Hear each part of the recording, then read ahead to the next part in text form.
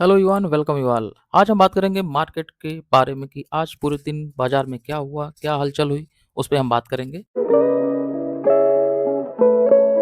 नमस्कार। जैसा कि आज हम देखे हैं सुबह मार्केट में एक पूरी तरह से भारी वोलाटाइल मार्केट का पूरा दिन रहा है, जिसमें आज निफ्टी 50 मार्केट क्लोज होने के बाद -65 पॉइंट गिर कर बंद हुआ है, जिसमें सेंसेक्स -455 पॉइंट की बड़ी गिरावट दिखाया है। निफ्टी बैंक वो भी -317 पॉइंट की बड़ी गिरावट दिखाया है। निफ्टी आईटी आज पूरी तरह से बाजार को संभालने का काम पूरी तरह से निफ्टी आईटी ने किया है। उसने 441 पॉइंट की मजबूती के साथ क्लोजिंग दी है। साथ ही निफ्टी ऑटो, इसने भी आज इंडेक्स को काफ़ी मजबूती दी है, 534 पॉइंट पर जाके बंद हुआ है। और इसके अलावा निफ्टी एफएमसीजी की बात करें अगर, तो 33 पॉइंट, ऑलमोस्ट फ्लैट मान सकते हैं आप इसको। हेल्थ केयर इंडेक्स आज मान के चलिए कि ये भी इंडेक्स को मजबूती प्रदान कर रहा था, 252 पॉइंट की तेजी। और इसमें अगर हम देखें तो आज ऑयल एंड गैस के शेयरों में एक बड़ी गिरावट समझ में आ रही थी। शुरू में और ज़्यादा गिरावट थी, बाद में -167 पॉइंट की गिरावट के बाद ये क्लोज हुआ है। अगर हम बात करें आज के मोस्ट टॉप 5 गेनर स्टॉक्स की, जिसमें से नंबर 1 पे आज सबसे ऊपर नंबर 1 पे था टीसीएस का स्टॉक, जो कि 3.36 परसेंटेज की एक बड़ी तेजी दिखा रहा था। और इसके बाद सेकंड नंबर पे आता है आपका आज की ग्रासिम, जिसने भी 3% से ज़्यादा की तेजी दिखाई है। हिंडाल्को का स्टॉक, जिसने उस 3% से ज़्यादा की तेजी दिखाई है। महिंद्रा एंड महिंद्रा का स्टॉक, उसने 2.82% की तेजी दिखाई है। और एस सी एल टेक 5वें नंबर पर आता है, उसने भी आज 1.5% से ज़्यादा की तेजी दिखाई है। अगर हम बात करें अब आगे निफ्टी 50 में टॉप लूजर स्टॉक्स की, बजाज फाइनेंस सबसे ज़्यादा गिरावट दिखाई। इस स्टॉक ने आज -5.84% की बड़ी गिरावट दिखाया। बजाज फिनसर्व, इसका बड़ा भाई मान सकते हैं, वो भी आज -3.70% की गिरावट दिखाई। ट्रेंट, जो कि निफ्टी 50 का बेहतरीन स्टॉक माना जाता है, इसने भी आज 3.5% की गिरावट दिखाई है। आईसीआईसीआई बैंक 1421 पे ट्रेड हुआ लास्ट एलटीपी, जिसने भी -2.5% की गिरावट दिखाई। और जियो फाइनेंशियल का स्टॉक 2.39% की गिरावट दिखाई है। अब आगे हम बात करते हैं ग्लोबल मार्केट से क्या सिग्नल रहे आज के। डाउ जोन्स, जिसने 98 पॉइंट की तेजी दिखाई। S&P 500 28 पॉइंट की तेजी दिखाई। नैस्डैक 243 पॉइंट की तेजी दिखा रहा था। अगर हम बात करें यूरोपियन मार्केट में, तो ओवरऑल वैसा ही व्यू इसमें भी देखने को मिल रहा है, तेजी। अगर हम बात करें एशियन मार्केट की, तो इसमें हमारा गिफ्ट निफ्टी 46 पॉइंट तेजी के साथ बंद हुआ वीडियो शूट करते के समय तक। निकेई निकेई का इंडेक्स, निकेई 225 -76 पॉइंट खाकर मतलब -76 पॉइंट खाकर बंद हुआ। और उसके बाद हांग सेंग का इंडेक्स 137 पॉइंट तेजी दिखाया। ताइवान -170 पॉइंट की गिरावट दिखाया। कॉस्पी कोरिया, साउथ कोरिया का इंडेक्स है, -37 पॉइंट की गिरावट दिखाई है।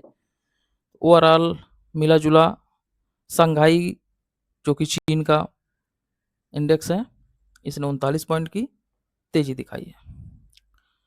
अगर हम बात करें आज की बाजार से संबंधित प्रमुख खबरों की, तो इसमें एक भारतीय रिजर्व बैंक का जो एनबीएफसी के लिए जो रिवॉल्विंग क्रेडिट फैसिलिटी पर जो नियम लाए हैं, उसको लेके आज इन पे बड़ा एक्शन देखने को मिला, जिसमें शेयरों में चाहे बजाज फाइनेंस आपने देखा, और बजाज फिनसर्व का स्टॉक देखा आपने, जियो फाइनेंशियल का स्टॉक देखा, जो भारी गिरावट इसी खबर के चलते देखने को मिली आज हमें।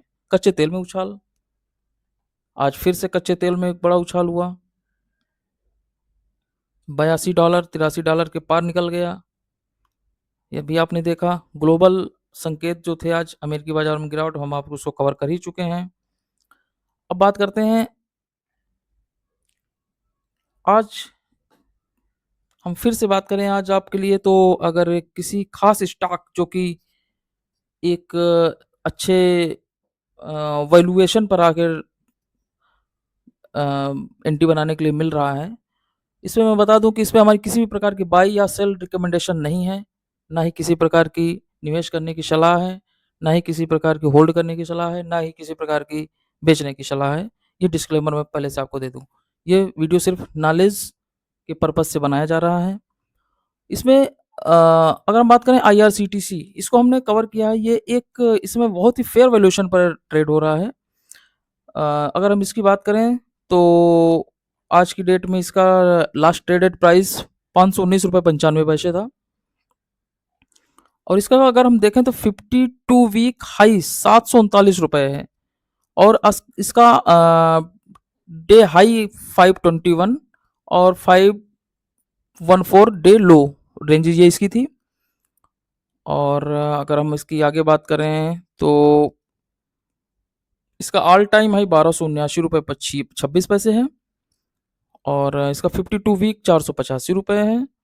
तो ऑलमोस्ट 52 वीक के आसपास आप इसको मान सकते हैं। फेयर वैल्यूएशन पर मिल रहा, मैं बार बार इसको कह रहा हूँ, बहुत अच्छे रडार पर है। इसकी अगर हम बात करें मार्केट कैपिटलाइजेशन की, तो 4000 वो माफ़ी चाहता हूँ 41,596 रुपये, ओ माफ़ी चाहता हूँ 41,596 करोड़ की इसकी मार्केट कैपिटलाइजेशन है। इसका अगर हम देखें तो सेक्टर का पी चल रहा 30, जिसके अगेंस्ट ये ऑलमोस्ट सेक्टर के पी के ऑलमोस्ट करीब करीब ही चल रहा है। और इसमें डिविडेंड यील्ड भी ठीक ठाक ही है, 2.25 रुपये 2.2% की डिविडेंड यील्ड भी है। फेस वैल्यू 2 रुपये की है। और अगर इस पर हम बात करें, अगर इसके एब्सोल्यूट रिटर्न की बात की जाए, तो इसने year to year till date -24% के निगेटिव रिटर्न दिए हैं। 1 वीक में इसने 6.16% के रिटर्न दिए हैं। एक मंथ में इसने 3.84% के रिटर्न दिए हैं।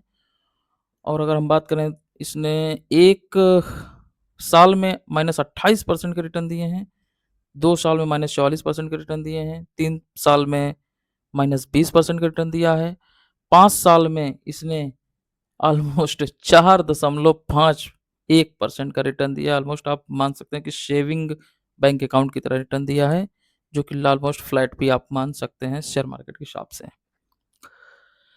अगर इसका और हम एनालिसिस डीप एनालिसिस कर रहे हैं, अगर इस पे हम आए तो इसका रेवेन्यू अगर देखा जाए तो दर साल 2023, 24, 25, 2026 लगातार बढ़ता हुआ रहा है। और अगर इसकी हम बात करें ऑलमोस्ट प्रॉफिट प्रॉफिट की बात करें, तो लगातार इसने 2023 में भी 1005 करोड़ का प्रॉफिट जनरेट किया है, 2024 में 1111 करोड़ का प्रॉफिट जनरेट किया है, 2025 में इसने 1314 करोड़ का प्रॉफिट जनरेट किया है, और ऑलमोस्ट 2026 में भी सेम लगभग 1393 करोड़ का प्रॉफिट जनरेट किया। तो मतलब कहने का मतलब कि 2023 से 2024 तक लगातार इसने बेहतरीन प्रॉफिट जनरेट किया है। अगर हम बात करें इसके अर्निंग पर शेयर यानी ईपीएस की, तो 2023 से लगातार 2026 तक अप ट्रेंड में इसका अर्निंग पर शेयर भी चल रहा है। अगर हम बात करें बाकी इसकी रिटर्न ऑन इक्विटी की, आज की डेट में 32 रिटर्न ऑन इक्विटी है, जो कि काफ़ी अच्छी मानी जा सकती है इस शेयर के लिहाज से। अगर हम बात करें डेट टू इक्विटी की, इस शेयर पर जीरो कर्ज है, मतलब पूरी तरह से कर्ज मुक्त कंपनी है, जो कि इस कंपनी के लिए बहुत ही अच्छे संकेत हैं। अगर हम बात करें इसके शेयर होल्डिंग पैटर्न की, तो इसमें प्रमोटर के पास एक बड़ी हिस्सेदारी है, 62.40% की एक बड़ी हिस्सेदारी प्रमोटर के पास है। और इसमें एफआईआईज होल्डिंग 3.9% की आप देख सकते हैं, डीआईज की होल्डिंग 14.86% की डीआईज की होल्डिंग है, और पब्लिक की भी होल्डिंग इसमें काफ़ी अच्छी है, 17.37% की काफ़ी अच्छी होल्डिंग पब्लिक ने भी इसमें अपनी बना रखी है। अगर हम आगे देखें इसमें, तो प्रमोटर की जो होल्डिंग है ऑलमोस्ट फ्लैट चल रही है, उसने नो चेंजेस 2025 जून 2025 में कोई बिकवाली नहीं करी है, ना ही कोई खरीदारी करी है, और जून 2026 तक में भी सेम ऑलमोस्ट वही पैटर्न देखने को आपको मिल रहा है। ओवरऑल अगर हम बात करें इस स्टॉक की, तो काफ़ी अच्छे फंडामेंटल हैं और काफ़ी अच्छे आज की डेट में फेयर वैल्यूएशन पर भी मिल रहा है। तो इसको नज़र बनाई जा सकती है इस स्टॉक पे। मैं फिर कह रहा हूँ, इस पे किसी भी प्रकार की बाई, सेल या होल्ड करने की कोई सलाह नहीं है, क्योंकि मैं कोई